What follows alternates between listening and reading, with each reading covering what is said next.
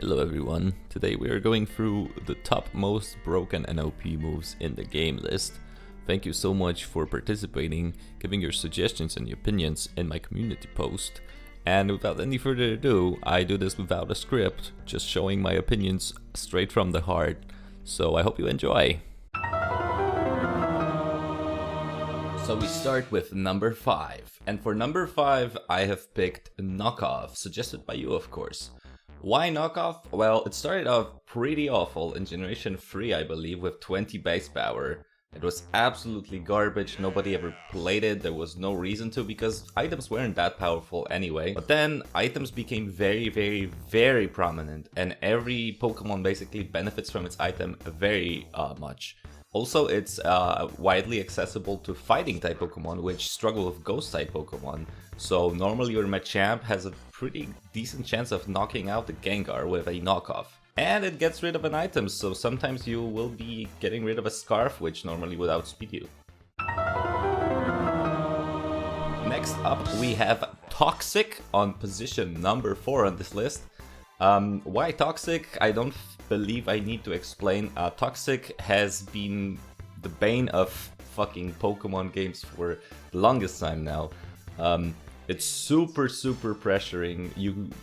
Your walls die to Toxic. You put on the timer on a Pokemon that normally would sweep you. If you have Protect Toxic, then you basically outplay a sweeper that's set up most of the time, of course, not always. But not gonna lie, this move being so accessible, being here since Generation 1 or 2 even. Oh yeah, Generation 1. It's on the screen, I'm so stupid, sorry about that. And basically putting Toxic on your Pokemon which doesn't really hit that hard is just an easy way out. And every Pokemon, almost every Pokemon can learn it. So there's no reason for you not to teach Toxic to any of your Pokemon, to be honest. It's a fantastic move. Super annoying, super overused, but hey, this is the most broken moves list, right? So Toxic takes number 4, and of course you can deal with it with Heal Bell, Pecha Berry, Lumberry, being Poison type or Steel type, but it doesn't change the fact that 90% of the time Toxic is just gonna super punish you, and there's no reason not to choose Toxic.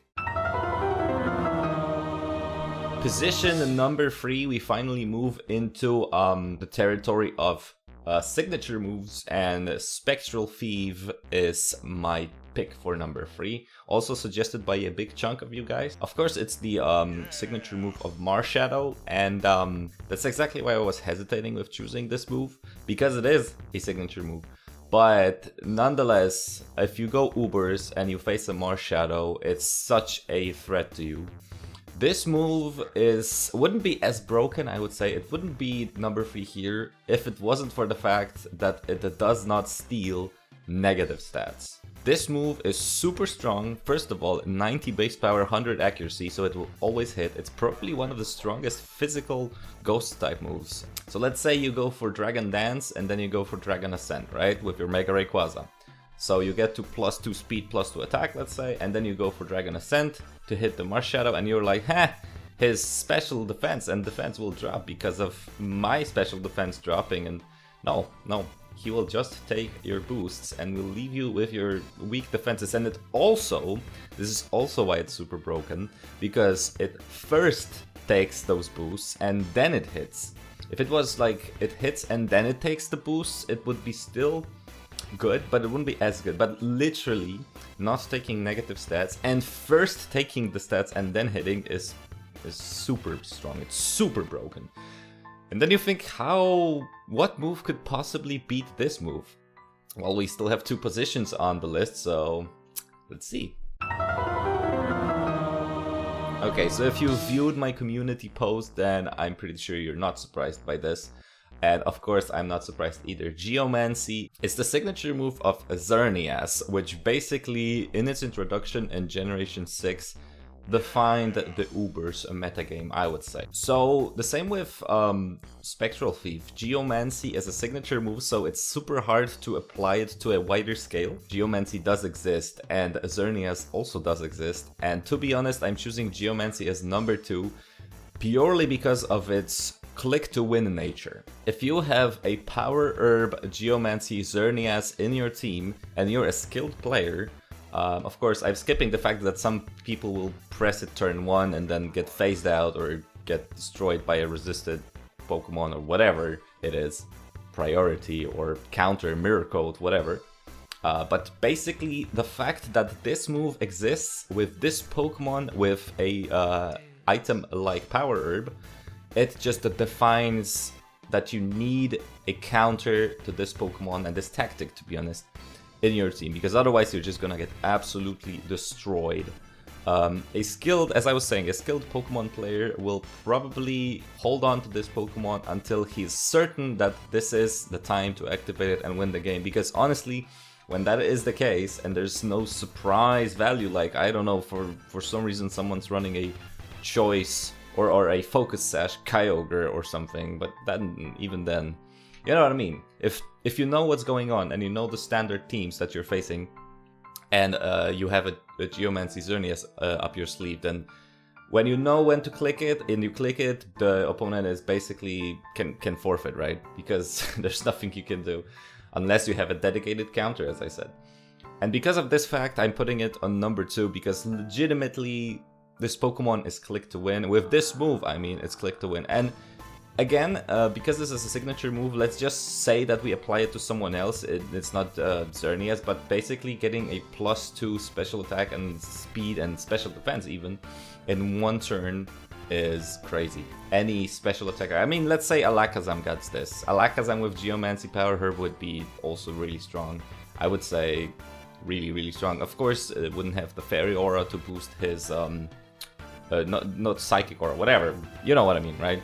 But basically, Geomancy is really, really broken and really demands an answer. And it's not as good anymore because of Zacian. Zacian is fast and Steel type, and it pressures Geomancy Xerneas pretty hard. But to be honest, if you can counter every counter to this tactic, it just pops off. So now let's check out the runner-ups, so the honorable mentions, before we go to the winner.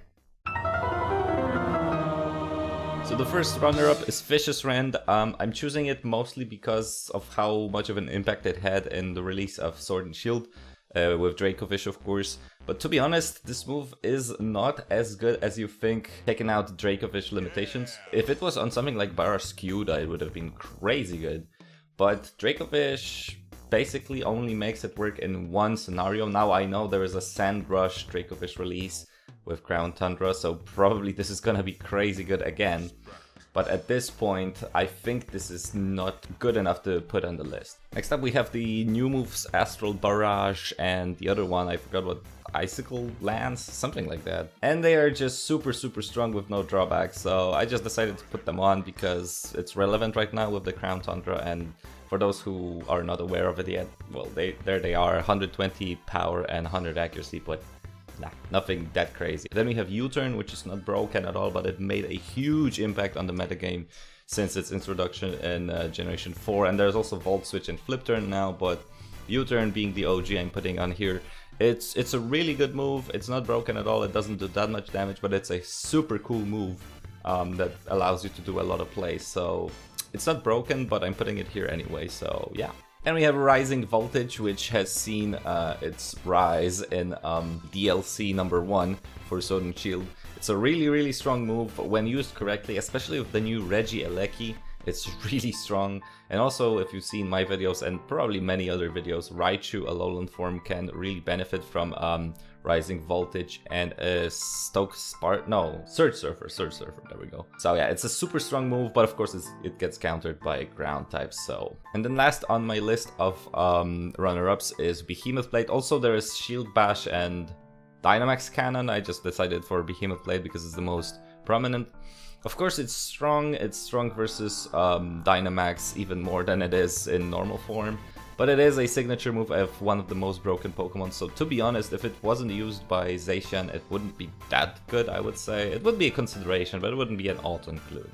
So there we go. And now let's move on to the strongest move of all time.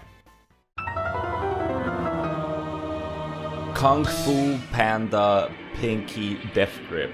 It's super powerful. I do believe I don't have to explain why it's number 1. basically decimated Tai Lung. Dude, what the fuck are you talking about? This is a Pokemon list. Talk about Pokemon moves. Oh, yeah, you're right. Number 1 on the list, unsurprisingly, is Stealth Rock. Why is it the most powerful, most broken, most OP move in the game? If you're a seasoned Pokemon player, you basically know what I'm talking about. If not, then let me explain. Stealth Rock, first of all, is learned by many Pokemon, so it's not a signature move. You're not scared of this move only when you see a single Pokemon like you are with Geomancy or Spectral Thief, or even Behemoth Blade or Fish's Rend.